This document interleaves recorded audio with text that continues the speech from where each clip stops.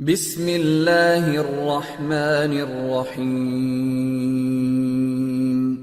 رب زدنی علما۔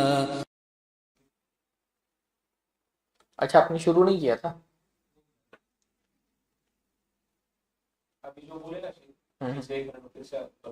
ٹھیک، شروع ہو گیا؟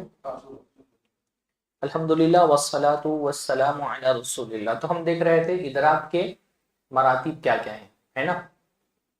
ادراک کو ہم کہتے ہیں ریئلائزیشن، ہاں، اور مراتب کا مطلب لیولز آف ریئلائزیشن۔ کسی چیز کو ریئلائز کرنے کے الگ الگ لیول ہوتے ہیں۔ تو ایک تو یہ ہے کہ یعنی علم میں تین چیزیں پائی جاتی ہیں۔ پہلا ادراک یعنی جاننا، دوسرا اس جس چیز کو آپ جان رہے ہیں وہ کیا ہونا چاہیے، حقیقت کے موافق ہونا چاہیے، ہے نا؟ جو جانتے ہیں وہ صحیح جانتے ہیں آپ۔ اور تیسرا کیا تھا؟ یقین ہونا چاہیے، ہے نا؟ ان تین چیزوں سے مل کر علم بنتا ہے۔ اچھا، ایک چیز میں نے اور بتائی تھی کہ بعض علماء نے علم کے لیے ایک شرط اور لگائی ہے، وہ کیا ہے؟ چوتھی شرط دلیل، کہ جو جانتے ہیں یقینی طور پہ جانتے ہیں اور اس کی آپ کے پاس دلیل بھی موجود ہو، تب جا کر کے وہ علم ہوگا۔ بعض علماء نے چوتھی شرط بھی عائد کی ہے۔ اب ادراک کے برخلاف کیا ہوتا ہے؟ نہ جاننا۔ ادراک یعنی جاننا، تو ادراک کے برخلاف کیا ہوتا ہے؟ نہیں جانتے ہیں، جس کو ہم لا ادری سے ڈیفائن کرتے ہیں کہ میں نہیں جانتا۔ تو اس کو کیا کہا جاتا ہے؟ جہل بصری کہا جاتا ہے، ایک پلین اگنورینس، کہ آپ نہیں جانتے۔ آپ سے پوچھا گیا بدر کب واقع ہوئی، آپ کہتے ہیں مجھے نہیں پتا ہے، تو یہ کیا ہو گیا؟ جہل بصری۔ یہ پہلی شرط کے خلاف ہے۔ پھر دوسرا کیا ہے کہ آپ ایک منٹ، ہاں اس کو میں کر دیتا ہوں۔ آپ جانتے بھی نہیں، ہاں اور یہ بھی نہیں جانتے کہ آپ نہیں جانتے۔ ہاں، دوسرا یہ ہے کہ آپ جو ہے وہ آپ جو جانتے ہیں، آپ جو جانتے ہیں وہ خلاف واقع ہے نا؟ حقیقت کے برخلاف ہے جو آپ جانتے ہیں، تو اس کو کیا کہا جاتا ہے؟ جہل مرکب۔ جہل مرکب مطلب کمپاؤنڈ اگنورینس۔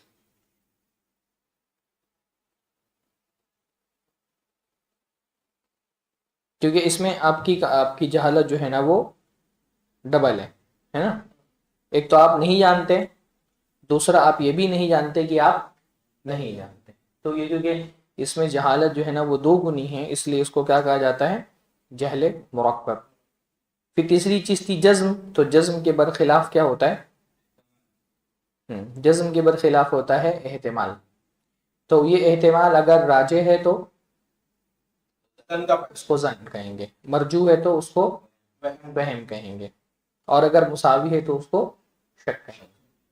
تو ہمارے پاس 6 چیزیں ہو گئی: علم، جہل بسیط، جہل مرکب، ظن، شک، ظن اور وہم۔ اب ان میں سے ہر کسی کا جو ہے نا وہ ہم حکم کیا ہے یہ بھی دیکھ لیتے ہیں۔ تو بھائی علم ظاہر سی بات ہے، دین میں تو آپ جو بھی عمل کریں گے وہ اگر کسی چیز کا علم حاصل ہو گیا تو اس پر آپ عمل کریں گے، ہے نا؟ شریعت میں علم جو ہے وہ تو علم کے بارے میں نے آپ کو بتایا تھا کہ علم بھی جو ہے وہ مختلف درجات کا ہوتا ہے نا؟ علم ایک درجے کا نہیں ہوتا۔ جیسے بھائی اللہ کے رسول نے فرمایا انا اعلمکم باللہ، میں تم میں سب سے زیادہ اللہ کو جاننے والا ہوں۔ تو سب سے زیادہ اللہ کو جاننے والا ہوں، اس کا مطلب کہ علم ایک مرتبے میں نہیں ہوتا ہے، اس میں کمی زیادتی ہوتی ہے۔ پھر بتایا تھا میں نے کہ یقین جو ہے وہ مختلف ہوتا ہے، یقین جو ہے اس کے بھی مراتب ہوتے ہیں، سب کا یقین ایک درجے کا نہیں ہوتا۔ اسی لیے حضرت ابراہیم علیہ السلام نے کیا کہا؟ ایک ہی آدمی کا بھی یقین ایک درجے کا نہیں ہوتا۔ ابراہیم علیہ السلام نے کہا ارینی کیفا تحیی الموتیٰ، تو یعنی ان کو یقین حاصل تھا، لیکن وہ جو ان کو یقین حاصل تھا وہ علم الیقین تھا، اور وہ چاہتے تھے کہ اس علم الیقین کے درجے سے وہ عین الیقین کے درجے پر جائیں، ہے نا؟ تو علم جو ہے وہ ایک درجے کا نہیں ہوتا۔ تو علم کے 3 درجات ہم نے دیکھے تھے: علم الیقین، عین الیقین اور حق الیقین۔ علم الیقین کسی مصدقہ ذرائع سے، معتبر ذریعے سے کوئی خبر آپ تک پہنچتی ہے تو اس سے جو آپ کو یقین حاصل ہوتا ہے وہ کون سا ہوتا ہے؟ علم الیقین۔ جیسے حضرت موسیٰ علیہ السلام کو اللہ تعالیٰ نے بتایا ان کے قوم کے بارے میں جو بت پرستی شروع ہو گئی تھی، تو ان کو جو علم حاصل ہوا وہ علم کون سا تھا؟ علم الیقین، ہے نا. پھر اس کے بعد جب انہوں نے اپنی آنکھوں سے اس کو دیکھ لیا تو کیا حاصل ہوا ان کو؟ عین الیقین. ایسا نہیں تھا کہ وہ اللہ تعالیٰ کی بات نہیں مان رہے تھے، لیکن جو رسپانس انہوں نے دیا اپنی قوم کو شرک ہوتا ہوا دیکھ کر کے، ہے نا. اللہ کے نبی نے فرمایا لیس الخبر کالمعاینہ، خبر جو ہے وہ آنکھوں سے دیکھی ہوئی چیز کی طرح نہیں ہوتی. تو جو آنکھوں سے ہم جب چیز کو دیکھ لیتے ہیں تو وہ ہوتا ہے عین الیقین. پھر اللہ تعالیٰ نے جو دوسرے حواس کے ادراک ہم کو ادراک کے لیے جو حواس دیے، اور ان سے بھی ہم کسی چیز کا تجربہ کر لیتے ہیں خود سے، تو جو ہم کو علم حاصل ہوتا ہے وہ کیا ہوتا ہے؟ حق الیقین. جیسے میں نے بتایا تھا کہ آپ کو، جیسے میں کہوں کہ میرے پاس شہد ہے، تو آپ کو جو علم حاصل ہوا وہ علم الیقین، آپ مجھ پہ اعتبار کرتے ہیں. پھر وہ شہد آپ کو دکھا بھی دوں تو آپ کو حاصل ہو گیا عین الیقین. اور پھر وہ آپ کھا بھی لیں، وہ شہد چٹا بھی دوں آپ کو، پھر کیا علم حاصل ہو گیا؟ حق الیقین. اللہ تعالیٰ نے ہم سے بتایا جنت جہنم ہے، یہ کیا ہے؟ علم الیقین ہے. پھر قیامت کے دن ہم دیکھیں گے وَأُزْلِفَتِ الْجَنَّةُ لِلْمُتَّقِينَ غَيْرَ بَعِيدٍ، تو جب جنت کو دیکھ لیں گے تو کیا حاصل ہوگا؟ عین الیقین. اور انشاءاللہ جب جنت میں داخل ہو جائیں گے اور اپنے دوسرے ادراکات سے جو حواس اللہ تعالیٰ نے دیے ہیں ان سے تجربہ بھی کر لیں گے جنت کا، تب جو علم حاصل ہوگا وہ کیا ہوگا؟ حق الیقین. زن، شک اور وہم کو کس کی تقسیم مانیں گے؟ ہاں، یہ ادراکی کی تقسیم ہے. ہاں، ادراک کے مراتب ہیں نا وہ.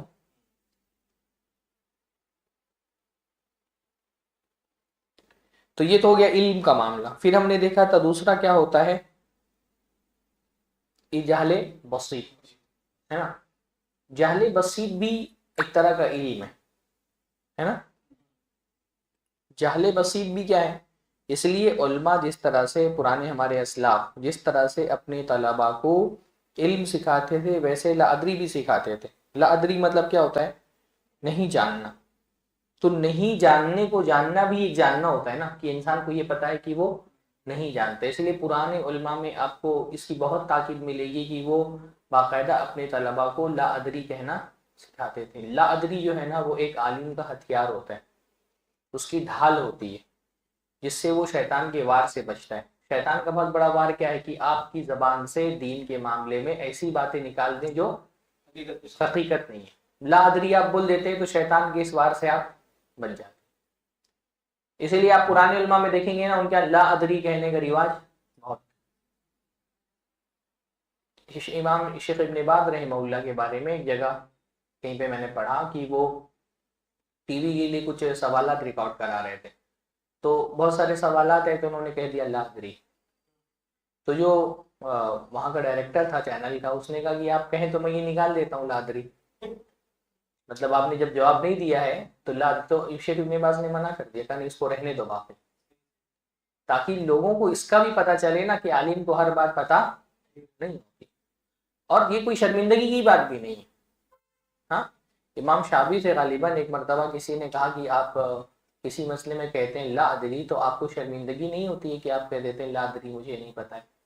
تو انہوں نے کہا مجھے کیوں شرمندگی ہو کہ جب اللہ تعالیٰ نے فرشتوں سے پوچھا کہ تم کو ان چیزوں کے نام پتہ ہے، تو فرشتوں نے کہا سبحانک لا علم لنا، اللہ تعالیٰ تیری ذات پاک ہے، ہم کو علم نہیں ہے. تو اگر فرشتے لا علم لنا کہہ سکتے ہیں تو میں اگر لا ادری کہہ دوں تو اس میں کون سی شرمندگی کی بات ہے؟ بعض علماء نے، میں نے ایک جگہ پہ ایک کہیں پہ جو ہے نا وہ پڑھا تھا، مقالہ پڑھا تھا. ہاں، امام شافعی فرماتے ہیں کہ لا ادری نصف العلم، لا ادری جو ہے وہ ہاں. اور انہی کے بارے میں یہ بات آتی ہے کہ ان سے جب پوچھا گیا تو انہوں نے کہا کہ ایک جگہ میں نے ایک بڑی پیارا ایک مقالہ میں نے پڑھا تھا، تو وہ میں نے اپنے نوٹس میں اس کو سیو کر لیا تھا، پتہ نہیں وہ ہے کہ نہیں ہے. ایک منٹ میں دیکھتا ہوں. یعنی ایک کسی نے غالباً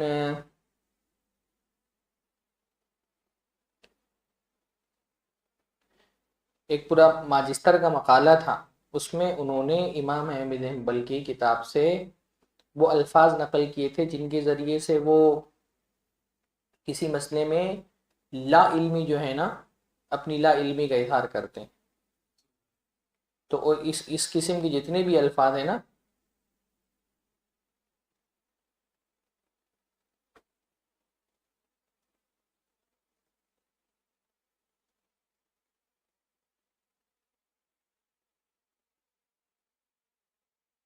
کہ انہوں نے جو ہے نا وہ مسائل، ان کا مطلب ابو العباس الضمیری ریاض ابن احمد دیاب ان کا ماسٹرز کا مقالہ ہے، تو اس میں انہوں نے نا وہ مسائل جن میں امام احمد بن حنبل نے توقف کیے، تو انہوں نے وہ الفاظ جمع کیے ہیں کہ وہ کن الفاظ کے ذریعے سے امام احمد بن حنبل اپنے توقف کا اظہار کرتے ہیں، یعنی کسی مسئلے میں جب رائے نہیں دیتے ہیں اپنی، جیسے لا ادری، ما ادری، لست ادری، لا ادری ما ہوا، لا اعلم، ما اعلم، لست اعلم، ما سمعت، لا اسمع فيه شيئا، لا اسمع فيه بشيء، ما سمعت به، داکا ودعنا من هذه المسائل، مطلب چھوڑ دو اس کو، ہاں، لا اجتری علی الفتوی فیہا، میں جرأت نہیں کر سکتا اس مسئلے میں فتویٰ دینے کی، لا اجتری، جرأت نہیں کر سکتا، ہمت نہیں میرے اندر۔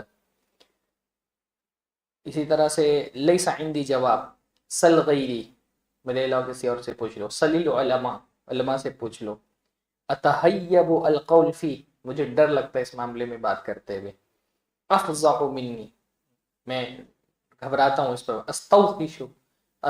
استوحش منہ، مجھے اس سے وحشت آتی ہے، ہاں، مسئلہ مشتبہ، مسئلہ دقیقہ، دقیق مسئلہ ہے، مشکلہ، اختلف الناس فی ذلک، احب العافیہ، یہ بھی توقف کا ایک ذریعہ تھا کہ میں عافیت کو پسند کرتا ہوں، اعفنی من الجواب، کہ مجھے جواب سے مطلب نجات دے دو، عافیت دو، یہ سارے الفاظ استعمال کرتے تھے وہ کسی مسئلے میں توقف کا اظہار کرنے کے لیے کہ میں اس مسئلے میں گفتگو نہیں کر سکتا۔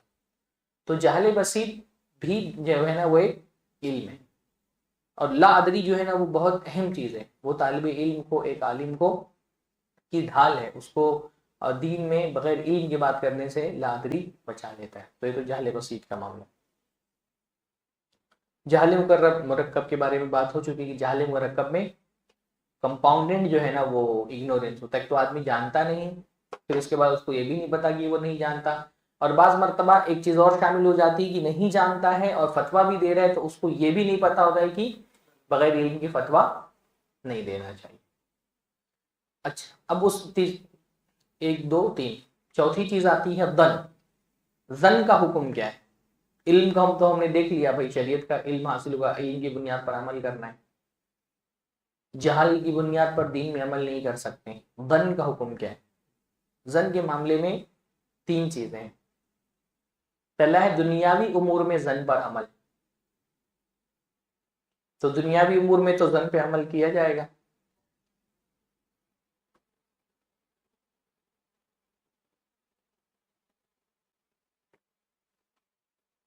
دنیاوی امور میں ظن پہ عمل کا مطلب کیا ہے بھائی؟ جیسے دنیا میں تو بہت ساری چیزیں جو ہوتی ہیں نا وہ ہمارے علم میں یقینی نہیں ہوتی ہیں، ہم بہت کچھ جو ہمارا جو رسپانس ہوتا ہے، ہماری جو سرگرمیاں ہوتی ہیں، ایکٹیویٹیز ہوتی ہیں، ہمارے جو فیصلے ہوتے ہیں وہ ظن ہی کی بنیاد پر ہوتے ہیں۔ بہت ساری چیزوں کی حقیقت ہم کو پتہ نہیں، ایک آدمی ہم سے بہت اچھے سے مل رہے ہیں، ہم اس کو اپنا دوست سمجھ کر کے اس کے ساتھ معاملہ کرتے ہیں، پر اس کی حقیقت تو ہم نہیں جانتے ہیں نا۔ جن لوگوں کے بارے میں بالعموم جو رائے ہم قائم کرتے ہیں وہ رائے مطلب ہی ہوتا ہے ظن، یعنی ہم کو یقین نہیں پتا ہے اس کے بارے میں۔ تو دنیاوی امور میں تو ظن کے بغیر چارہ ہی نہیں ہے۔ بہت سارے لوگوں سے کاروبار کے معاملے میں ہم اعتماد کر لیتے ہیں، پر یہ اعتماد یقین کی بنیاد پر تھوڑی نہ ہوتا ہے، یقین تو اللہ ہی کے پاس ہوتا ہے، باطن ایک انسان کا کیسا ہے وہ ہم کو نہیں پتا ہوتا ہے۔ ایک انسان کے ظاہری معاملات دیکھ کر کے ہم اس کے بارے میں ایک ظن قائم کرتے ہیں، ایک راجح ہماری رائے ہوتی ہے نا، اور اس کی بنیاد پر ہم کوئی اس کے ساتھ معاملہ کرتے ہیں۔ تو دنیاوی معاملات میں تو ظن سے چھٹکارا نہیں ہے، اس لیے شریعت ظن سے مطلقاً نہیں روکتی، ظن سے مطلقاً نہیں روکتی ہے۔ ایسے ہی ایک آدمی کے بارے میں اچھی نہیں بری رائے بھی قائم کرتے ہوئے اس کے بعد ظاہری معاملات دیکھ کر کے ہم اس کے بارے میں کوئی رائے قائم کر لیتے ہیں، ہو سکتا ہے وہ رائے غلط بھی ہو۔ شریعت اس لیے کہا کہ اجتنبوا کثیرا من الظن، بہت زیادہ گمان کرنے سے بچو، مطلق ظن سے نہیں روکا، کیونکہ ظن کا کوئی بھائی جیسے آپ ایک آدمی سے کاروبار کر رہے ہیں تو آپ بھروسہ کر کے کبھی آپ جو ہے وہ لین دین پہ لکھتے نہیں ہیں، ہے نا، کیونکہ آپ کو اس پر بھروسہ ہے کہ وہ لوٹا دے گا، کوئی لین دین کا کام کرتے ہیں۔ تو دنیا میں تو ظن کے بغیر دنیاوی امور میں کوئی چارہ ہی نہیں ہے، تو دنیا میں ہم بہت سارے معاملات میں ظن پر اعتماد کرتے ہیں۔ کسی कि पर भरोसे के मामले में भी हम उसके ज़ाहिरी अमल को ظاہری عمل کی بنیاد پر اس پر ہے. शक करने से पहले भी कुछ चीजें होती है जिसके ہاں کسی آدمی کے بارے میں کچھ غلط صدور ہوتے ہوئے دیکھ کر کے بعض مرتبہ ہم اس کے بارے میں غلط رائے قائم کر لیتے ہیں. رائے کی بات کر رہا ہوں، حکم لگانا ایک الگ چیز ہے، پر جو ہم کسی کے بارے میں منفی رائے قائم کرتے ہیں تو بعض مرتبہ وہ بھی ظنی ہی ہوتا ہے، حقیقت کا علم اللہ ہی کے پاس ہوتا ہے. یہ الگ بات ہے، شریعت ہم سے کہتی ہے کہ آخری حد تک کوشش کرو کہ رائے مثبت ہی رکھو لوگوں کے بارے میں. لیکن اب ایک آدمی کے بارے میں مسلسل اگر ایسی چیزیں آپ دیکھ رہے ہیں تو ایک رائے غلط آپ کے ذہن میں قائم ہوگی. تو دنیاوی امور میں تو بہرحال ظن سے کوئی چھٹکارا ہے نہیں. پھر دوسرا ہوتا ہے دینی معاملات. دینی معاملات میں ظن پہ عمل کیا جائے گا کہ نہیں کیا جائے گا؟ کیا دین کے معاملات میں یقین ہونا ضروری ہے یا ظن پر عمل کیا جا سکتا ہے؟ ہاں اسپیکولیشنز پر عمل کیا جا سکتا ہے کہ نہیں؟ اسٹرانگ اسپیکولیشن کر سکتے ہیں. ہاں کیونکہ ظاہر سی بات ہے، میں نے شروع میں بھی یہ بات آپ لوگوں کو جب اصول فقہ کی جو ہے نا وہ ہو رہی تھی، ہم نے کہا تھا نا کہ معرفہ کیوں کہا ہے شیخ نے معرفت الاحکام الشرعیہ العملیہ. علم کہنے کی وجہ معرفہ کا ہے کیونکہ معرفہ میں علم اور ظن دونوں آتے ہیں. تو شریعت کے بہت سارے احکام ہم علم کی بنیاد پہ، جیسے حدیث قرآن کی آیتیں ثابت ہیں، حدیث متواتر ثابت ہے، پر جو خبر واحد ہوتی ہے اس سے ہم کو علم کا فائدہ نہیں حاصل ہوتا ہے بلکہ وہ ظن غالب ہوتا ہے. کسی حدیث کو جب خبر واحد کو صحیح کہتے ہیں تو اس کا مطلب یہ ہوتا ہے کہ ظن غالب ہی کی یہ بات اللہ کے نبی صلی اللہ علیہ وسلم سے ثابت ہے. جو یقین آپ کو متواتر میں ملتا ہے وہ ظاہر سی بات ہے خبر واحد میں نہیں ملتا ہے نا. ایک مرجو احتمال کہیں نہ کہیں موجود رہتا ہے کہ شاید یہ حدیث اللہ کے نبی سے ثابت نہ ہو، لیکن ہم اس میں خبر واحد میں کیا کرتے ہیں؟ راجع احتمال پہ عمل کرتے ہیں کہ بھئی کوئی دلیل نہیں ملی، ایک سند صحیح مل گئی ہے، سارے روات ثقہ ہیں، سارے جو ہیں وہ متصل ہے سند، تو ہم حدیث کو صحیح مان لیتے ہیں. پر ثقہ راوی سے کہیں نہ کہیں چوک کا گنجائش تو رہتی ہے نا، احتمال رہتا ہے. ایسے ہی جو اجتہادی مسائل ہوتے ہیں، ہاں اجتہادی مسائل جو ہوتے ہیں، اجتہادی مسائل میں بھی کیا ہوتا ہے کہ آدمی کو 100% یقین جیسے منصوص مسئلے میں مل جاتا ہے ویسا نہیں ملتا ہے نا. اجتہادی جیسے قیاس کر رہا ہے ایک آدمی، جو مسائل مختلف بھی ہیں اس میں قیاس سے اگر کوئی عالم ایک بات کہہ رہا ہے، جیسے میں نے اس سے پہلے بھی غالباً مثال بتائی آپ لوگوں کو کہ بھئی ایک غلام کا کسی نے کسی کو غلام کو مار دیا. اب غلام کو مارنے کے بدلے میں آپ نے میرے غلام کو مار دیا، میں آپ سے کیا لوں گا؟ غلام کی قیمت یا دیت؟ اب میں مفتی کے پاس گیا، مفتی دونوں طرح کی رائے، بعض علماء نے کہا ہے دیت دی جائے گی، بعض علماء نے کہا ہے قیمت دی جائے گی. اب یہ اختلافی مسئلہ ہے، تو جو بھی عالم اجتہاد سے بات کرے گا اس کو یہ 100% تو کنفرم نہیں بول سکتا کہ یہی شریعت کا حکم ہے نا. اجتہاد جب کریں گے تو جو بھی بات کہی جائے گی وہ کیا کہی جائے گی؟ وہ ظن غالب ہی ہوگا. اچھا انڈیویجول مسئلے میں بھی یہ ہو سکتا ہے نا. انڈیویجول مسئلے میں جیسے بھائی آپ ایک بند کمرے میں ہیں جہاں آپ کے پاس گھڑی نہیں ہے اور آپ نے روزہ رکھا ہوا ہے. اب ظاہر سی بات ہے جیسے مان لو کسی کوئی آدمی جیل میں یا کسی غار میں ہے، ہاں، اور باہر نکلنے کا راستہ نہیں، اس نے روزہ رکھا ہوا ہے. اب اس کو افطار کرنا ہے، سورج نہیں دیکھ سکتا، وہ تو کیا کرے گا؟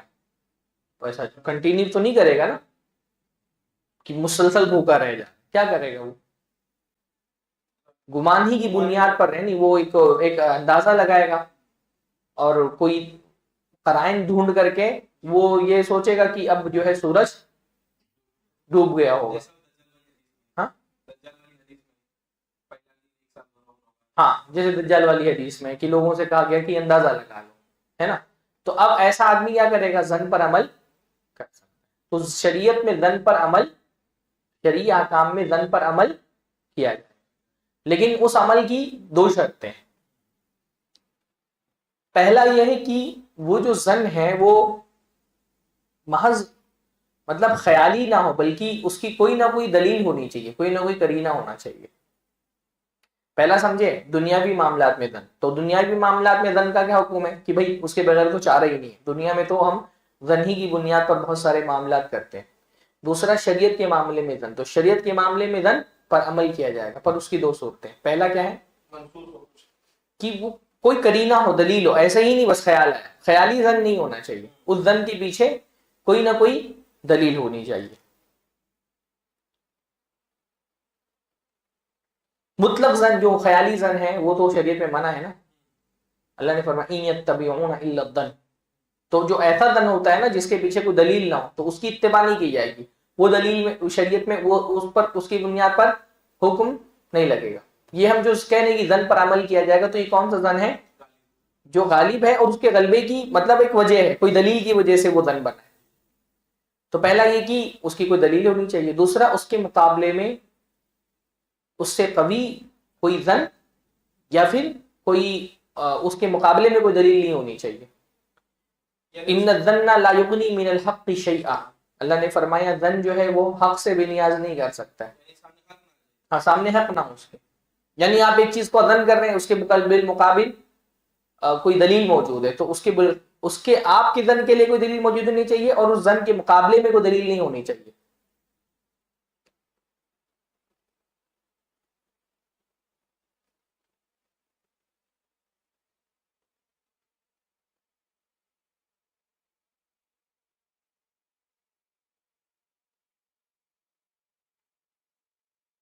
یعنی اس زن کو شاذ بنانے والی کوئی اور رائے اور کوئی مضبوط. اب جیسے ایک آدمی نے جو ہے نا وہ زن کی بنیاد پر کوئی اجتہاد کیا اس نے, جبکہ سامنے نص موجود ہے.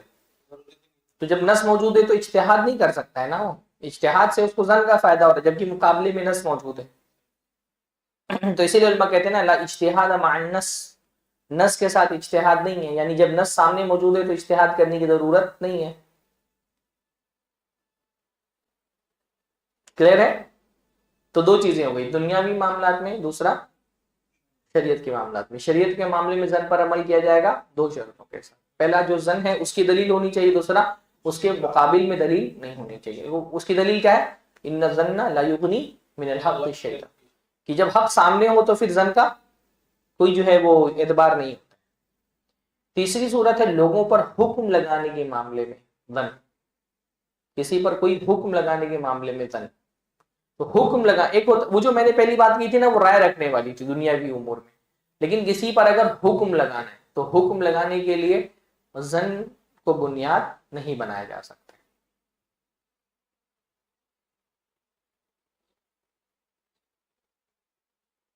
کہ بنا سکتے ہیں بنیاد, جیسے کسی آدمی پر یا عورت پر زانی کا حکم لگانے کے لیے محض زن کی بنیاد پر حکم لگا سکتے ہیں, ہے نا. کتنا انتہا درجے کا یقین چاہیے, چار گواہ چاہیے, چاروں ثقہ ہونے چاہیے, عادل ہونے چاہیے, پھر ان کی شہادتیں آپس میں میچ کرنی چاہیے. ہاں کتنی چیزوں میں میچ کرنی چاہیے؟ 3 چیزوں میں میچ کرنی چاہیے علماء نے کہا ہے.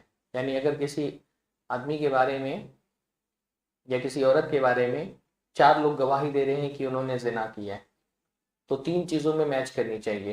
فی الحال ہی, ہاں پہلے حال یعنی کس حال میں انہوں نے زنا کرتے ہوئے دیکھا.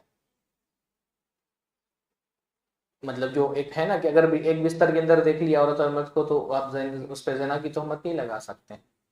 باقاعدہ ایک جو انٹر کورس کا عمل ہوتا ہے وہ دیکھا ہوگا تبھی جا کر کے وہ جو ہے نا شرط لگائیں. فی الحالی والمحلی والزمان, محل کہاں پر دیکھا ہے. ایک آدمی بول رہا ہے میں نے 1st فلور پہ دیکھا ہے, دوسرا بول رہا ہے کہ میں نے 3rd فلور پہ دیکھا ہے, تو دونوں کی شہادت رد کر دیا گئی. فی الحالی والمحلی والزمان, ٹائم بھی میچ کرنا چاہیے. ایک بول رہا ہے میں نے فجر بعد دیکھا ہے, ایک بول رہا ہے میں نے عصر بعد دیکھا ہے, تو دونوں کی شہادت کیا ہو جائے گی, رد ہو جائے گی. تو اتنی شرطیں کیوں لگائی گئی ہیں؟ کیونکہ لوگوں پر حکم لگانے کے لیے زن کافی نہیں ہے. حالانکہ زن ہو تو 4 آدمی بول رہے ہیں اور ثقہ ہیں, عادل ہیں, تو زن تو حاصل ہو رہا ہے نا کی زن, لیکن زن کی بنیاد پر حکم نہیں لگے گا. کامل یقین ہونا چاہیے بالکل.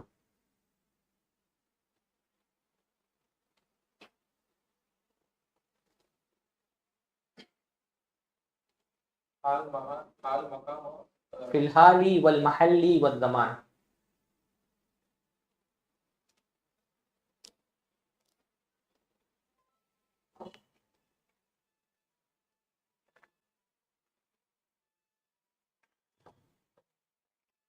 تو یہ تو ہوئی زن کی بات.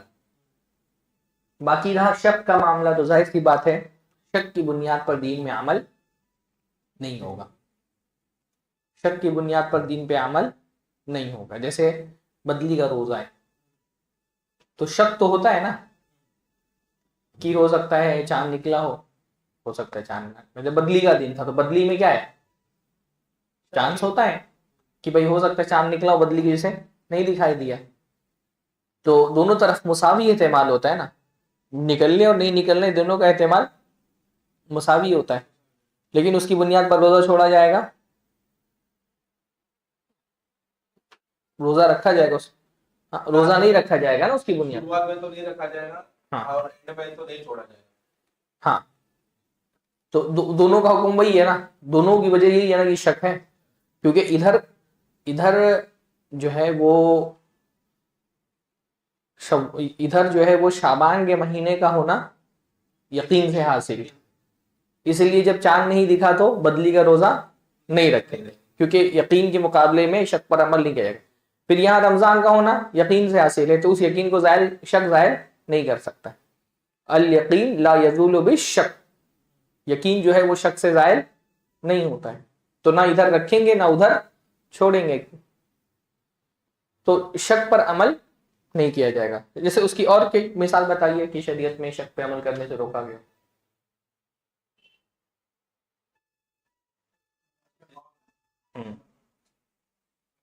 نماز میں ہوا خارج ہونے کے بارے میں, بلکہ اس کو شک کیا اس کو تو وہم بولیں گے میرے خیال سے, ہے نا, وہ شک تو نہیں ہوتا ہے نا, وہ وہم ہوتا ہے.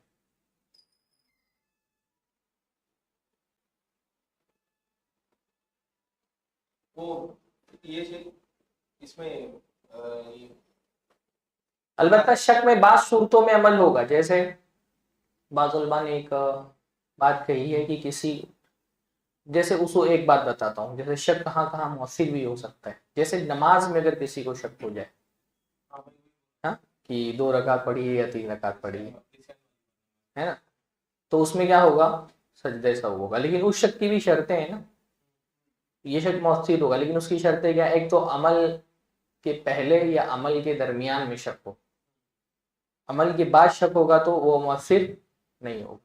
آدمی نماز پڑھ لی پھر شک ہو رہا ہے تو اس پر وہ سجدہ سہو نہیں کرے. دوسرا یہ شک کس کی طرف سے ہونی چاہیے, نارمل آدمی کی طرف سے. اگر کثیر الشکوک آدمی کو اگر شک ہو تو اس کا شک مؤثر نہیں ہو. جیسے ایک آدمی نے جو ہے نا اس کو شک ہو گیا میں نے وضو بنایا, میرا وضو ٹوٹا ہے کہ نہیں ٹوٹا ہے, تو اگر عام آدمی ہے تو اس کو استحباباً حکم دیا جا سکتا ہے کہ بھائی شک ہے تو وضو کر لو تاکہ نماز اطمینان سے پڑھ سکو. وہ جو واجب تو نہیں ہے اس پر, ہے نا, لیکن استحباباً اس کو. لیکن ایک آدمی کثیر الشکوک ہے تو اس کو تم پڑھ, کیونکہ تم پھر وضو بناؤ گے پھر تم کو شک ہو جائے گا کہ تمہارا وضو ٹوٹا کہ نہیں ٹوٹا. تو کثیر الشکوک آدمی کا کیا بولتے ہیں اس کو, انگلش میں ایک بیماری ہوتی ہے نا, او سی ڈی بولتے ہیں نا اس کو, او سی ڈی بولتے ہیں نا. کچھ لوگوں کو ہوتی ہے نا بار بار شک ہوتا ہے کہ وضو ٹوٹ گیا, او سی ڈی بولتے ہیں. ارے بھائی کچھ لوگ بہت شدید ترین یہ بیماری ہوتی ہے, میں ایسے لوگوں کو دیکھتا ہوں تو مجھے بہت رحم آتا ہے. ہاں ان کو بار بار ایسا. ایک خاتون مجھ کو فون کری تو مجھ سے بولنے لگی کہ شیخ میں مسجد میں درس میں جانا چاہتی ہوں, تو میں مطلب درس جو ہے وہ ظہر سے لے کر کے اور عصر کے بعد کچھ دیر تک تھا, تو میں کیا ظہر اور عصر ایک ساتھ پڑھ لوں اور ایک ہی وضو بنا کر کے یہاں پر. تو میں نے کہا کہ آپ جب وہاں پہ ہو رہی ہے جماعت تو وہاں پڑھیے گا, ٹائم پر پڑھ لیجیے گا سر. تو کہا شیخ وہ وضو بنانے کا مسئلہ ہے. تو میں نے کہا کیا وضو کا انتظام نہیں, کہا انتظام تو ہے لیکن میں اتنا دیر وضو کرنے بھی کوئی اتنا دیر کوئی وضو کرنے نہیں دے گا وہاں پر. ان کو پتا تھا کہ ان کو اوسیڈ ہے, اچھا یہ ان کو پتا بھی ہوتا ہے کہ مجھے شک, ہاں, تو کہا کہ میں اتنا مجھے وضو کرنے میں بہت ٹائم لگتا ہے تو اتنا دیر وہاں پہ کوئی مجھے وضو نہیں کرنے دے. وہ ایک بار انہوں نے کوئی فوٹو کہیں سے نکال کر کے اور لائن کھینچ کر کے بھیجا کہ یہ بھیگنا چاہیے کہ نہیں بھیگنا چاہیے, یہ بھیگنا چاہیے نہیں بھیگنا چاہیے, یہ بھیگنا. میں کہا بھائی چہرہ دھو لو کافی ہے, اتنا سا ڈیٹیل شریعت کے اندر نہیں ہے کہ مطلب یہ بال کے ادھر سے یہاں بھیگے گا کہ نہیں بھیگے گا. ایک بندہ ہے میرے پاس اکثر فون کرتا ہے, وہ اس کو بار بار یہ شک ہو جاتا ہے کہ اس کے اب اس کو پتہ نہیں اس نے کہاں سے مسئلہ سیکھ لیا طلاق کنایا کا، تو بیوی سے کچھ بھی بولتا ہے تو اس کو یہ ڈر لگتا ہے کہ یہ طلاق تو نہیں ہو گئی. ایک بار مجھ کو میسج کر کے بول رہا ہے کہ شیخ میں بیوی کو بولا کہ بازار چلی جاؤ تو اس سے طلاق ہوگی کہ نہیں ہوگی. میں نے بولا تمہاری جو پرابلم ہے تم سری لفظوں میں بھی طلاق دے دو تو بھی تمہاری طلاق نہیں ہوگی. میں نے کہا تم مجنون کے حکم میں ہو اور تم اگر سری لفظوں میں بول دو تو بھی تمہاری طلاق نہیں ہوگی. تو یہ بیماری بعض لوگوں کو ہوتی ہے. کثیر الشکوک آدمی جو ہے نا اس کا شک معتبر نہیں ہوتا ہے. ہاں آدھا گھنٹہ لوگوں کی نماز ختم، مسجد پورا خالی ہو گیا، بندہ 1 گھنٹے سے ارے بھائی میری ایک شاگردہ تھی اللہ رحم فرمائے، تو ابھی تو شاید اس کا طلاق ہو گیا، تو اس کی ساس کو OCD تھی. تو وہ یہ ہوتا تھا نا کہ وہ باہر سے جب آتی تھی اپنے گھر پہ تو اس کی ساس اس سے پرس کے اندر رکھا ہوا جو نوٹ ہوتی تھی نا وہ بھی دھلوا لیتی تھی. نوٹ جو باقاعدہ کرنسی ہوتی ہے کاغذ کی وہ بھی دھلواتی تھی، اتنا اس کو شک ہوتا تھا.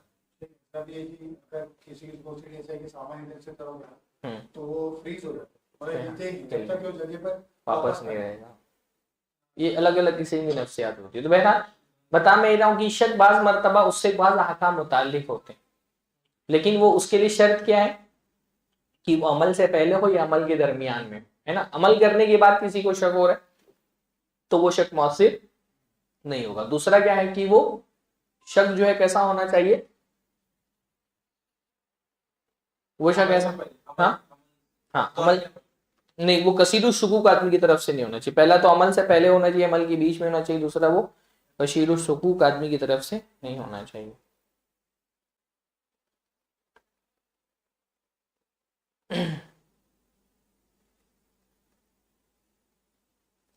جو ہمارا بنیادی طور پہ حدیث کے بارے میں یہ ہے نا ہمارا کہ بھائی ضعیف حدیث کو ہم قابل عمل کیوں مانتے کہ حدیث ضعیف حدیث قابل عمل، کیونکہ وہ ظن مرجوح ہے. حدیث جب وہ جو ہے ضعیف حدیث سے ہم کو یہ فائدہ ہی نہیں ہوتا ہے، نہ علم کا فائدہ ہوتا ہے نہ ظن کا فائدہ ہوتا ہے نا. وہ ایک شک ہوتا ہے یا وہم ہوتا ہے.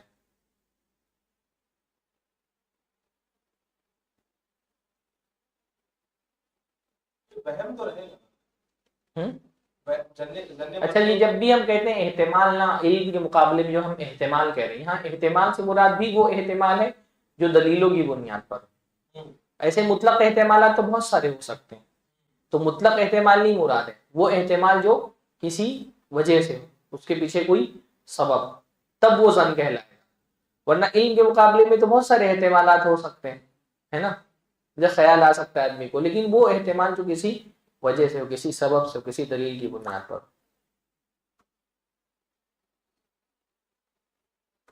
یہ جو شک کی جو بات ہوئی تھی تو کثیر الشکوک نہ ہو، دوران عمل ہو، بعد میں نہ ہو، اور ایک کچھ بولے 3 بولے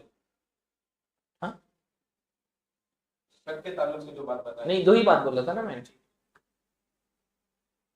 اسی طرح اب جب شک پر عمل نہیں ہوگا تو وہاں پر بھی عمل نہیں ہوگا، بدرجہ اولا نہیں ہوگا، کیونکہ وہم جو ہے وہ تو شک سے بھی نیچے درجے. جیسے کسی کو وہم ہوگی میرے کپڑے پہ گندگی لگ گئی ہے تو اس کے وہم پر اعتبار نہیں ہوگا، وہ اپنا نماز پڑھے گا.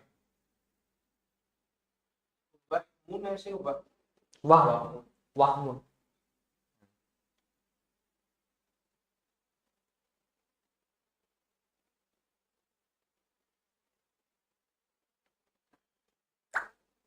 تو یہ اب میں نے جو ہے نا خلاصہ بیان کر دیا.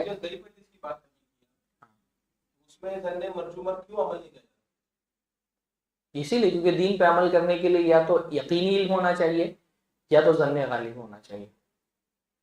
اور ایسا نہیں ہوگا جیسے شہادات میں آپ دیکھیں نا، جیسے چوری کا معاملہ ہوتا ہے، چوری کے معاملے میں اگر کوئی گواہی آ گئی ہے تو بھی یقینی تو نہیں ہوتی ہے نا، وہ ظن غالب کی بنیاد پر عمل ہو رہا ہے.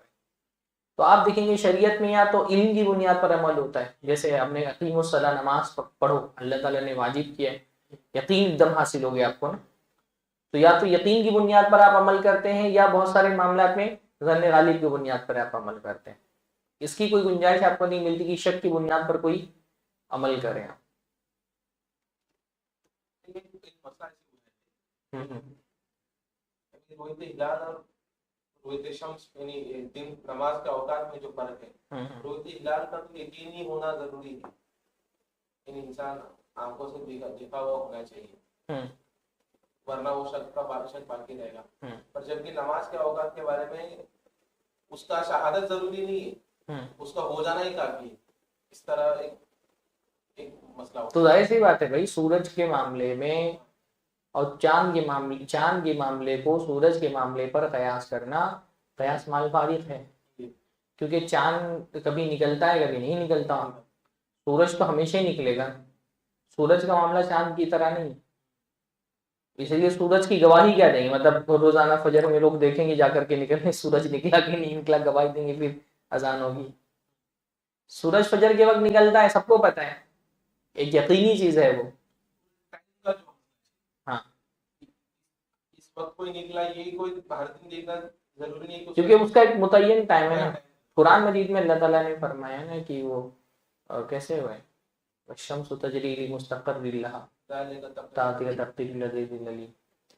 تو سورج کا تو نکلنا یقینی ہوتا ہے، کنفرم ہوتا ہے. جو جس زمانے میں یعنی انسان کے تجربے نے اب یہ بات ثابت کر دی ہے کہ کیلنڈر میں جو ٹائم لکھا ہوتا ہے اسی ٹائم پر سورج نکل جاتا ہے. تجربے سے یہ بات ثابت ہو گئی ہے. اگر وہ تجربے سے نہیں ثابت ہوتی تو مؤذن کے اوپر تو یہی تھا نا کہ وہ جا کر کے دیکھے. مؤذن تو صبح دیکھنے کے بعد ہی، صبح صادق کے طلوع کے بعد ہی اذان دیتا تھا، ذمہ داری تھی. وہ ایک طرح سے اذان مؤذن کی طرف سے وہ بھی ہوتا ہے، اس کی شہادت ہی ہوتی ہے، وہ بھی شہادت ہوتی ہے ایک طرح کی.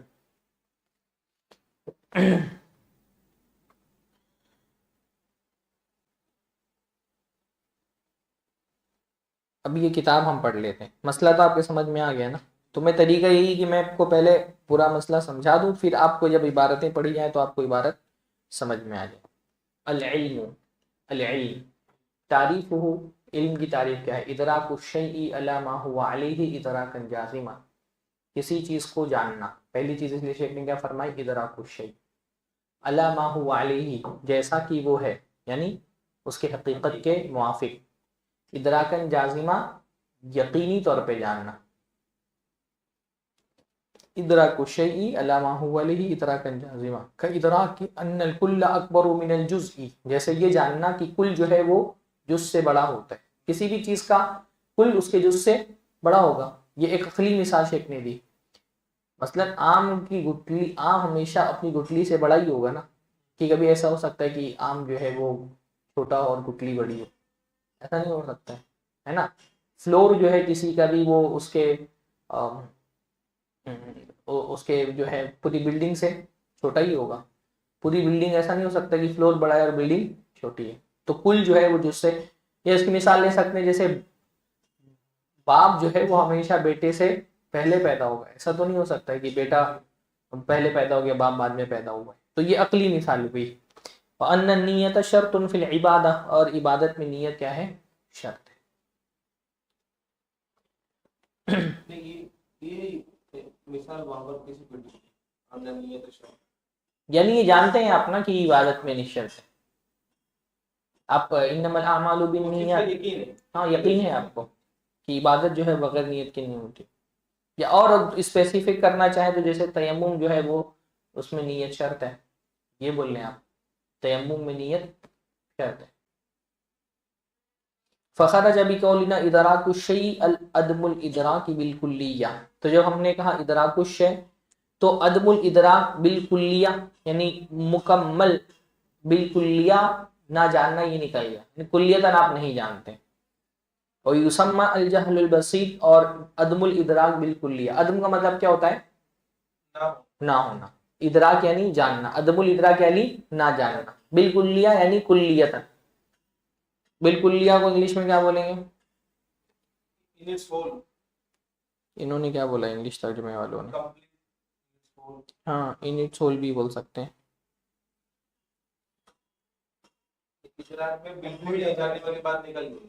ہاں ایک منٹ. ہاں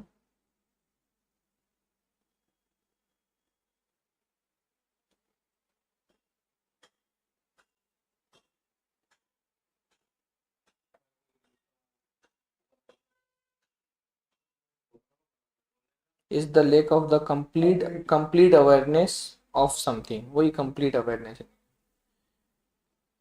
تو بالکلیتاً کسی چیز کو آپ نہیں جانتے ہیں تو اس کو کیا بولیں گے؟ اس کو الجہل البسیط بولیں گے. مثلا ان یسأل متی کان غزوۃ بدر فیقول لا ادری، جیسے یہ پوچھا جائے کہ غزوہ بدر کب ہوئی، فیقول لا ادری، تو ایک آدمی کہے ہم کو نہیں پتا. تو لا ادری سے جو ہم جس چیز کا اظہار کرتے ہیں وہ کیا ہوتا ہے؟ الجہل البسیط ہوتا ہے. وخرج بقولنا على ما هو عليه ادراكه على وجه يخالف ما هو عليه، اور جب ہم کہہ دیتے ہیں اللہ ما هو علیہ یعنی اس کو حقیقت کے موافق ہونا چاہیے، تو اس سے کیا نکل جاتا ہے؟ ادراکہ علی وجہ، کسی چیز کو ایسے جاننا یخالف ما هو علیہ جو اس کی حقیقت کے خلاف ہو. ویسمى الجہل المرکب، اور اس کو کہا جاتا ہے الجہل المرکب. مثل ان يسأل متى كان غزوة بدر فيقول في السنة الثالثة من الہجرہ، جیسے في السنة السادسة من الہجرہ، کسی سے پوچھا جائے کہ غزوہ بدر کب ہوئی تو کہے سنہ ثالثہ یعنی تیسری ہجرت کے تیسرے سال میں ہوئی ہے. تو صحیح جواب ہے یہ؟ غلط جواب ہے نا. تو ایک ہوتا ہے کسی چیز کو صحیح جاننا، اس کو علم کہا جاتا ہے، اور غلط جاننے کو کیا کہا جاتا ہے؟ الجہل المرکب کہا جاتا ہے، اور نہیں جاننے کو الجہل البسیط کہا جاتا ہے. وخرج بقولنا ادراکا جازما، اور جب ہم نے کہا ادراکن جازم یعنی یقینی علم ہونا چاہیے. ہاں، جازم کا انگلش ترجمہ کیا کیا انہوں نے؟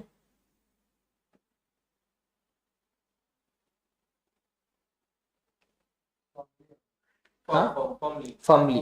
ہاں فملی، ایک دم فملی اور کنفرم جاننا کسی چیز کو، ہاں یقینی طور پہ جاننا. تو اس سے کیا نکل گیا؟ ادراک الشیء ادراکا غیر جازم، کسی چیز کو بغیر جزم کے، بغیر یقین کے جاننا.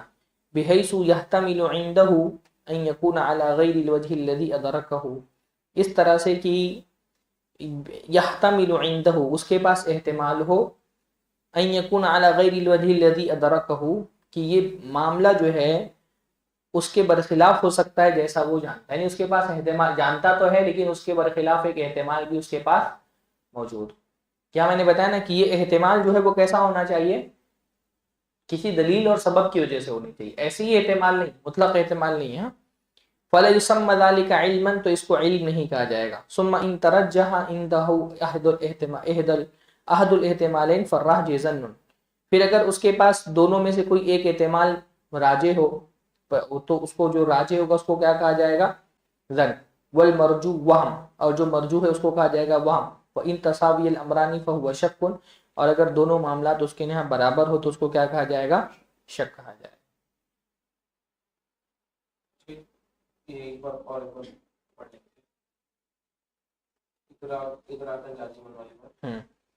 تو اس تیسری شرط جو انہوں نے لگائی علم میں وہ کیا ہے؟ ادراکن جازمہ. ادراکن جازمہ کی شرط کیوں لگائی؟ تاکہ اس سے ادراک غیر جازم کو خارج کیا جا سکے. اس کو کیا بولتے ہیں خارج کرنے کو؟ احتراز. احتراز بتایا تھا نا میں نے کہ یہ شرط لگا کر کے اصل میں کچھ چیزوں سے بچنا مقصود ہوتا ہے. تو یہاں احتراز ادراکن جازمن سے کس چیز سے احتراز مقصود ہے؟ ادراک غیر جازم. بحیث یحتمل عنده ان یکون، اس طرح سے کہ اس کے پاس احتمال ہو، ان یکون کہ یہ معاملہ ہوگا علی غیر الوجہ الذی ادرکہ، اس کے برخلاف جیسا اس نے اس کو جانا ہے نا، اس کے جس چیز کو وہ جان رہا ہے اس کے برخلاف بھی اس کے پاس احتمال موجود ہو. تو اگر احتمال آ گیا فلا یسمى ذلک علما، تو اس کو علم نہیں کہا جائے گا. ثم ان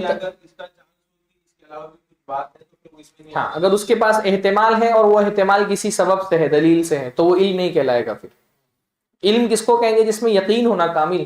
تو اگر احتمال آ گیا تو یقین ختم ہو گیا. پر یہ احتمال کون سا ہے؟ ایک احتمال بھائی کوئی ایسے خیال یعنی ہر وہ چیز، ہر حقیقت کے مقابلے میں احتمالات تو ہوتے ہیں، پر ہر احتمال کنسیڈر نہیں ہوگا. کون سا احتمال کنسیڈر ہوگا؟ جو کسی دلیل کی وجہ سے انسان کو یہ لگ رہا ہے. ایک تو ایسا ایسے ہی لگ رہا ہے کوئی چیز، تو ایسے ہی کسی چیز کے لگنے کو تو ہر آدمی کو اس کے مقابل میں کچھ نہ کچھ خیال گزرتا ہی ہے. پر وہ احتمال جس کی کوئی بنیاد ہو، اگر ایسا کوئی احتمال پایا جا رہا ہے جس کی کوئی بنیاد ہے تو پھر اس کو کیا کہا جائے گا؟ اس کو پھر علم نہیں کہا جائے گا. اتنی تو بات ہے کہ وہ ادراک جازم پھر نہیں رہ گیا، اس کا ادراک غیر جازم ہو گیا. اب ادراک غیر جازم کی 3 صورتیں ہو سکتی ہیں، ہے نا. فَإِن ثم ان ترجح عنده عہد الاحتمالین، اب جب احتمال آ گیا تو ایک تو وہ ہے جو وہ جانتا ہے اور ایک وہ ہے جس کا اس کو احتمال ہے. اگر یہ دونوں برابر برابر ہیں، اگر ان دونوں میں کسی ایک کی ترجیح اس کو حاصل ہے تو جو راجح ہے وہ ظن کہلائے گا، جو مرجوح ہے وہ وہم کہلائے گا. وَإِن تَسَاوِيَ الْأَمْرَانِ فَهُوَ شَكٌّ، اور اگر دونوں معاملات برابر ہیں تو وہ کیا ہوگا؟ شک. وَبِهَذَا تَبَيَّنَ ان تعلق الادراک بالاشیاء کالآتی، کہ اشیاء کا ادراک کے ساتھ تعلق اس طرح سے. علم وهو ادراک الشیء علی ما هو علیہ ادراکا جازما، علم کہتے ہیں کسی چیز کو اس کی حقیقت کے موافق جاننا یقینی طور پہ. علم کی تعریف ہم اوپر دیکھ. جہل البسیط ہوا عدم الادراک بالکلیہ، جہل بسیط کہتے ہیں کلیہ کسی چیز کو نہ جاننا. جہل مرکب ہوا ادراک الشیء علی وجہ یخالف ما هو علیہ، جہل مرکب کسی چیز کو اس کے حقیقت کے برخلاف جاننا. اللہ ما ہوا علیہ، ہاں جس پر وہ ہے، یعنی جو اس کی حقیقت ہے اس کے برخلاف جاننا. غلط انفارمیشن نہ ہو، ہاں غلط جاننا. ذل ادراک الشیء ما احتمال ضد مرجو، کسی چیز کو جاننا اس کے مرجوح ضد کے احتمال کے ساتھ، یعنی اس کے اپوزٹ میں جو ہے اس کا بھی احتمال ہے لیکن وہ احتمال کیا ہے؟ مرجوح.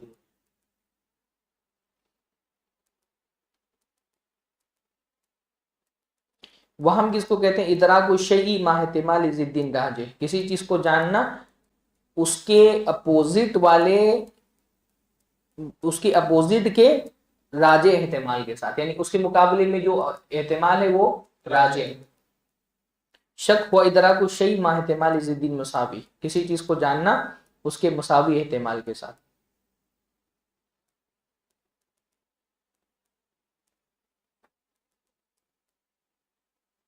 اچھا میں نے بتایا تھا آپ لوگوں کو کہ علم میں اور اعتقاد میں کیا فرق ہوتا ہے، یہ بتایا تھا میں نے، بتایا تھا نا کہ ہاں اعتقاد جو ہے وہ غلط اور صحیح دونوں ہو سکتا ہے، جبکہ علم جو ہے وہ غلط نہیں ہوگا. علم یا تو ہوگا یا تو جہل ہوگا. اگر آپ غلط چیز کا آپ کے پاس ادراک ہے تو وہ علم نہیں کہلائے گا، وہ جہل کہلائے گا. جیسے غلط علم کو علم بولا نہیں جائے گا، اس کو جہل میں وہ جہل ہے. یعنی علم نافع اور ضار ہو سکتا ہے، ایسا ہو سکتا ہے کہ ایک چیز کا آپ کو علم ہے وہ علم نقصان دہ ہو، اس لیے اللہ کے نبی صلی اللہ علیہ وسلم علم نافع طلب کرتے تھے. جادو علم نافع نہیں. ہاں جادو علم نافع نہیں، بہت ساری چیزیں ہیں جو علم نافع نہیں، لیکن علم ہوگا بہرحال. وہ نا کچھ چیزیں کوئی چیز آپ جانتے ہیں تبھی اس کو علم کہا جا رہا ہے. اب ایک قسم سے ایک اور بتا رہے ہیں، اقسام العلم، علم کی قسمیں. ينقسم العلم الى قسمين ضروری و نظری، علم کی 2 قسمیں ہیں، ضروری اور نظری. فالضروری ما يكون ادراک المعلوم فيه ضروریا بحيث يضطر اليه من غیر نظر و استدلال. اصل میں علم جو ہے نا وہ 2 طرح کا ہوتا ہے. ایک علم وہ ہوتا ہے جو مطلب اسینشل ہوتا ہے. اسینشل کا مطلب یہ ہے کہ وہ آپ یہاں ضروری سے مراد وہ اردو والا ضروری نہیں ہے کہ جس کو جاننا ضروری. یہاں ضروری سے مراد وہ ہے جو آپ کو بغیر کسی غور و فکر کے پتہ چل جائے، یعنی اس کو معلوم کرنے کے لیے آپ کو کوئی باریک استدلال نہیں کرنا پڑتا ہے، کوئی غور و فکر نہیں کرنی پڑتی ہے. دلیل پر لگے گا، ہاں دلیل لگے گا اس میں کہ نہیں لگے گا؟ دلیل تو ہوگی اس کی. دلیل ظاہر سی بات ہے، کوئی بھی چیز آپ کسی ذریعے سے ہی جانتے ہیں تو ذریعت ہوگا جاننے کا، لیکن اس کے لیے کوئی گہرے غور و فکر کی ضرورت نہیں ہوتی ہے. بھائی جیسے باپ بیٹے سے بڑا ہوتا ہے تو اس کو کیا جاننے کے لیے کوئی بہت غور و فکر کرنا پڑا آپ کو؟ ہاں. یا دینی معاملات میں جیسے 5 وقت کی نمازیں واجب ہیں تو یہ بہت دلیل تو ہے اس کی، اقیم الصلاۃ ہے نا، یا لیکن یہ کیا ہے مطلب ایک ایسی چیز ہے جس پہ بہت غور و فکر کر کے، ایسا نہیں کہ بہت اجتہاد کرنے کے بعد آپ اس نتیجے پہ پہنچے کہ نماز 5 وقت کی واجب، ایسا نہیں ہے نا. تو جس کے لیے نظر و استدلال کی گہری، اصل میں یہ نسبی معاملہ بھی ہوتا ہے. ایک معاملے میں ہو سکتا ہے ایک آدمی کو نظر و استدلال نہ کرنا پڑے، ایک آدمی کو کرنا پڑے. تو یہ سبجیکٹیو جو ہے نا، ہاں سبجیکٹیو نہیں ہوتا ہے، ریلیٹیو ہوتا ہے کہ ایک آدمی کے لیے، اس لیے اس کو سوچنے میں تھوڑا سا کنفیوژن ہو سکتا ہے. لیکن اتنی بات ہے کچھ چیزیں ہم بغیر غور و فکر و استدلال کے آسانی سے سمجھ لیتے ہیں. تو اس کو کیا کہا جاتا ہے؟ علم ضروری. اور ایک ہوتا ہے علم نظری جو اجتہاد اور غور و فکر. اصل میں یہ تقسیم عام طور پہ بہت سارے لوگ تکفیر کے بعد میں کرتے ہیں. وہ کہتے ہیں جس چیز کا علم ضروری ہے نا اس کا انکار کفر ہے, اور جس چیز کا علم ضرور نظری ہے اس کا انکار کفر. یعنی ایک چیز جس کو آپ نے ایک دم کلیئر کٹ جان لیا ہے, اس لیے علم ضروری میں اختلاف نہیں ہوتے ہیں بھئی, سب کو واضح سب کے لیے ہے نا, اس لیے اس کا انکار کیا ہوتا ہے؟ کفر ہوتا ہے. اور ایک چیز غور و فکر کے بعد پتہ چلتی ہے تو ممکن ہے کہ وہ کسی کو سمجھ میں نہ آئے, تو اس کا انکار کفر نہیں ہوتا ہے.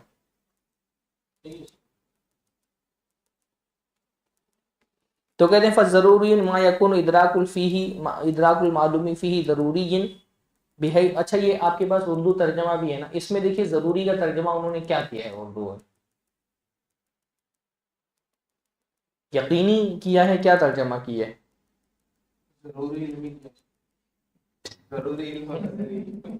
اس کو دور بولتے ہیں, اس کو اصطلاح میں دور بولتے ہیں کہ آپ ایک چیز کا ترجمہ اسی سے کر دیں تو پتہ کیسے چلے گا کہ اس کا معنی کیا.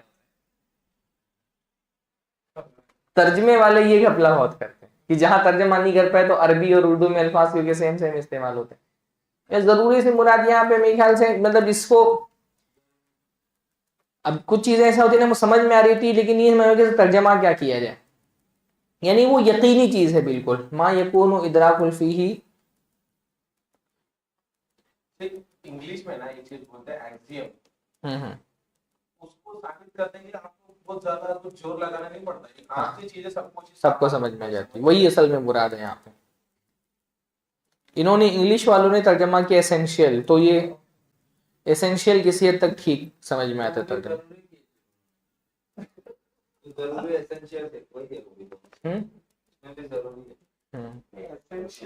بہرحال یہ تو آپ سمجھ گئے نا, ما لا یحتاج الی نظر و استدلال, جس کو نظر استدلال کی ضرورت نہ ہو. عام سی بات ہے, ہر کسی کو پتہ ہے. ہاں بھائی بھائی جیسے آگ گرم ہے, آگ جلاتی ہے, سب کو پتہ ہے نا کہ آپ جب تک یہ جل نہ جائے تب تک آپ مانیں گے نہیں. کیا بغیر ایکسپیرینس نہیں ہے. ہاں محمد صلی اللہ علیہ وسلم اللہ کے رسول ہیں. اصل میں اس کو ضروری اس لیے کہا جا رہا ہے نا, یہ ضروری وہ اس لیے کہ ان چیزوں کا جاننا ایک آدمی کے لیے لازم ہے, مجبور ہے آدمی اس کو جاننے کے لیے. یہ ضروری جو ہے نا وہ یستر کہتے ہیں نا, یستر الانسان الیہ, کہ انسان کے اوپر مجبور ہے کہ وہ ان چیزوں کو جانے, اس کے بغیر ضروری اس معنی میں ضروری ہے وہ, ہاں کہ انسان ان چیزوں کو جاننا اس پر لازم ہے, ضروری کہ وہ جانے. ہاں وہ نہیں جانے گا تو اس کا دین مکمل نہیں ہو پائے گا. یعنی علم واجب اس طرح ہاں تقریباً وہی معنی. بہرحال یہ وہ چیزیں جو ان کا ما یکون ادراک المعلوم فیہ ضروری بحیث یستر الیہ من غیر نظر و استدلال, کہ جن چیزوں کا جاننا انسان کے لیے ضروری ہوتا ہے وہ مجبور ہوتا ہے, اور یہ بغیر نظر و استدلال کے اس کو مل جاتا ہے. علم ان الکل اکبر من الجزء, جیسے کل جو ہے وہ جز سے بڑا ہوتا ہے, یہ بار بار ہم دیکھ چکے ہیں. وہ ان النار حارت, اور آگ جو ہے وہ گرم ہوتی ہے. وہ ان محمد رسول اللہ, اور محمد صلی اللہ علیہ وسلم اللہ کے رسول ہیں. والنظری ما یحتاج الی نظر و استدلال, اور جو نظری جو ہوتا ہے وہ کیا ہوتا ہے؟ جس میں انسان کو نظر و استدلال کی ضرورت ہوتی ہے. کا علم بوجوب النیہ فی الصلاۃ, جیسے نماز میں نیت کے ضروری ہونے کا علم.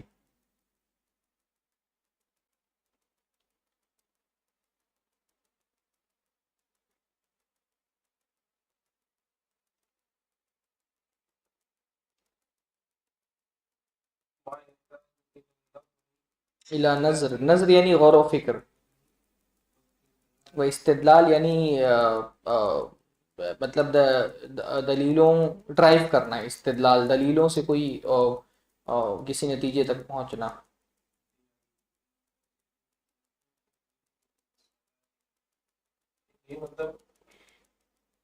یہ ضروری جو ہوتا ہے نا اس میں انسان کو جیسے ہی ملتی ہے وہ بات وہ فوراً قبول کر لیتا ہے, اس پہ غور و فکر نہیں کرتا. جیسے میں کہوں کہ 10 جو ہے وہ 1 سے بڑی عدد ہے, تو آپ غور کریں گے کہ ڈائریکٹ مان لیں گے.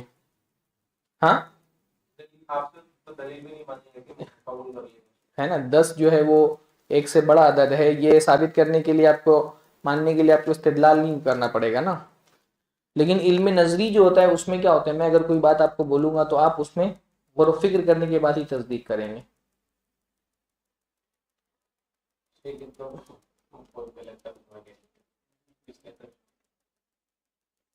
بہرحال تو یہاں پہ کلام کی بحث، یہ جو ہے علم کی بحث ختم ہوئی. اب یہاں آگے سے کلام کی بحث شروع ہوگی، کیونکہ اصول فقہ کا سارا جو بیس ہے وہ کلام ہی ہے نا بھائی. اللہ تعالیٰ کا کلام ہے قرآن ہے نا، تو کلام کی بہت اہمیت ہے، کیونکہ کلام ہی سے آپ کیا کرتے ہیں، استدلال کرتے ہیں. اولاً تو یا تو قرآن پورا کا پورا کیا ہے، اللہ تعالیٰ کا کلام ہے.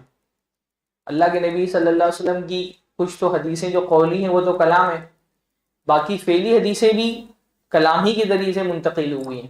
تو سارا جو استدلال کا کام آپ کو پڑتا ہے وہ کس سے پڑتا ہے، کلام سے پڑتا ہے. اس لیے اصول فقہ کا سب سے بڑا باب کلام کا باب ہے نا، ہاں نصوص کا باب ہے. تو اب یہاں سے اب کلام کس ٹائپ کا ہوتا ہے، اس کی کتنی قسمیں ہوتی ہے، مختصر ہے اس پہ کلام والے باب میں روشنی ڈالیں گے جو ہمارا اگلا باب ہے. ایک تھوڑا سا گیپ لے کر کے شروع کرتے ہیں انشاءاللہ. بات کرتا ہوں. السلام علیکم.